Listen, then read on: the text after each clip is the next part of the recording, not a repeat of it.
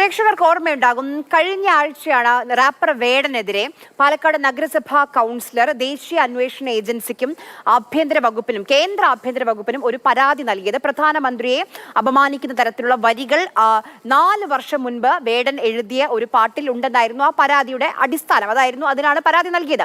ഇപ്പോൾ തനിക്കെതിരെ അതിൽ വേടന്റെ മറുപടി വരികയാണ് നമ്മുടെ മുന്നിലേക്ക്. തനിക്കെതിരെ NIAക്ക് നൽകിയ പരാതി വൈകി എന്നാണ് തോന്നുന്നതെന്ന് പരിഹസിച്ചു വേടൻ. 4 വർഷം മുൻപുള്ള പാട്ടിനെതിരെയാണ് ഇപ്പോഴുള്ള പരാതി. തനിക്കെതിരായ സംഘപരിവാർ ആക്രമണം കുറച്ചുനാൾ തുടരും, മടുക്കുമ്പോൾ നിർത്തിക്കോളുമെന്നും വേടൻ പറഞ്ഞു.